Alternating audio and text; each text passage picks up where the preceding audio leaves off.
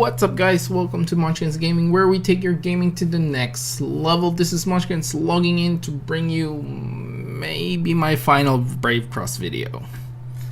So before I get to the nitty and gritty of the topic of this video, first off, these videos that I'm showing you guys is basically one of the requested videos.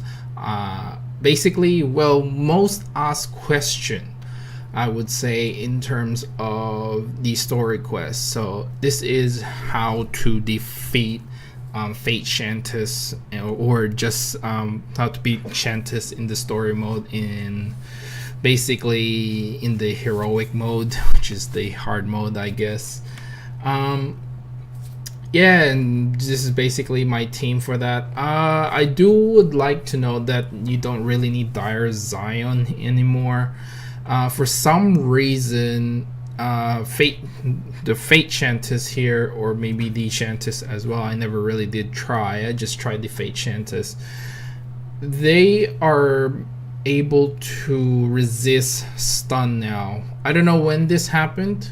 Maybe that's why a lot of people were having troubles, but when I did it way back when, I was able to stun FATE CHANTEUSE before she can actually activate her awakening, but for some reason it's not working. So you just need to time your FATE CHANTEUSE as well. So once her awakening, basically the awakening happens, you just have to be able to survive, unfortunately. So that's one of the bad things, I guess, about the fight now. A strong shield, having the final wings actually help as well. As you guys can see, my Dire Zion nearly died, so you don't really have to take Dire Zion.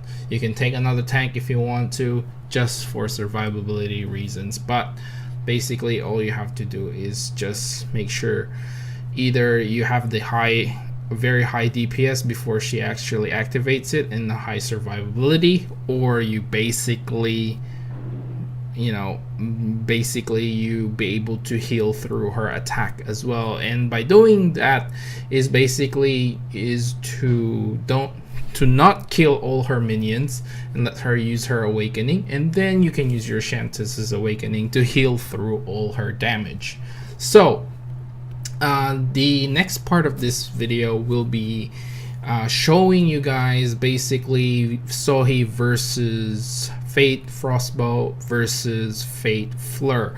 Basically, it's a DPS comparison between the three, and you guys will see the different is they're pretty much the same, give or take here and there, depending on crits and stuff like that. But at the end of the video, you guys will see my my stats for all three of those heroes, which I think by memory it would be my FATE Frostbow was probably a higher tier than in terms of war souls against the Sohi and my FATE Fleur. So just take it with a grain of salt. You guys will see. So now that those explaining are out of the way, I'm basically, so the title of this video basically is pretty self-explanatory. I did try my best to keep playing the game, but I think I've been thinking about this for about a week or so, where I felt like I'm just paying all this money and I haven't heard much from the Brave Cross team. The Facebook has been pretty quiet. Granted, now I think they are releasing version 1.21, so if you guys are hyped for that, good on you. But I've already deleted Brave Cross on my phone, and I still have it on PC, but I just don't feel like playing it anymore. not that I lost too much interest, but the lack of information really bothered me. They didn't, but however, they did this before they actually raised the level cap to 70. I think it was 60 before. They actually didn't have much to say in, in Facebook wise, but I was just playing through it. But then suddenly they kept posting a lot of stuff, which got me pretty hype. But now there was basically the last couple of months there's been a slowdown with the news. So I don't really want to tell you guys to stop playing the game. If you guys are enjoying the game, that's great. And like I said, they have done this before, but as for me, I did lose a little bit of the interest that I had. I'm paying like $1.50 every day for those daily reloads just to keep up. But I tried being a free-to-play player, and that's working out okay as well. However, I don't know. It became pretty mundane tasks for me. I mean, doing all the dailies. I haven't been actually doing the dailies. Sometimes I don't even finish my lair. I just don't have enough time at this moment. I've been playing a lot of Final Fantasy 14 because of the recent expansion. So I'm putting a lot of my time and effort in that. And Critica Online has just released open beta as of the recording of this video, and Secret World as well. I haven't tried Secret World yet, but I do plan to check that out. And yeah, there's just a lot of MMOs that takes a lot of my time, and I don't even know if I'm gonna be able to play Critica Online and Secret World as a whole, give it a fair go. I don't think I'll be able to do that because I'm doing a lot of Final Fantasy 14 and it takes a lot of my time. And I think the next couple of videos will be revolving around Final Fantasy 14. I really like the game.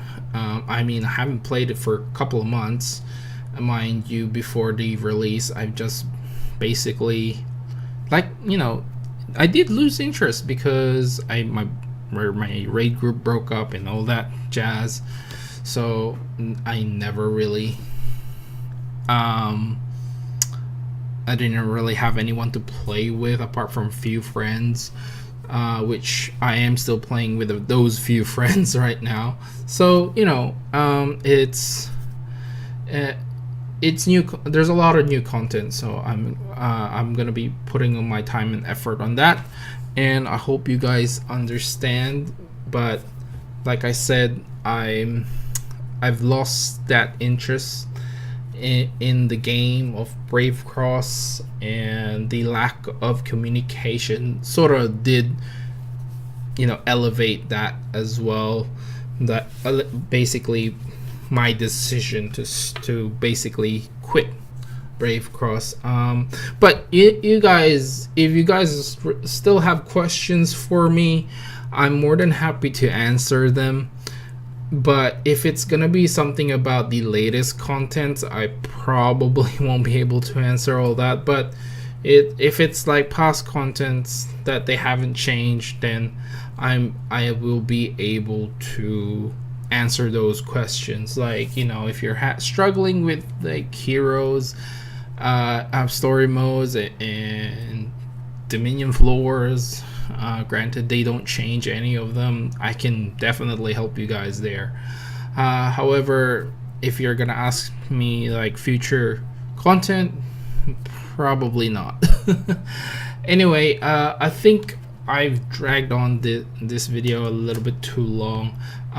It looks like we're nearly at the end of the third fight, and I'll show you guys the stats as well.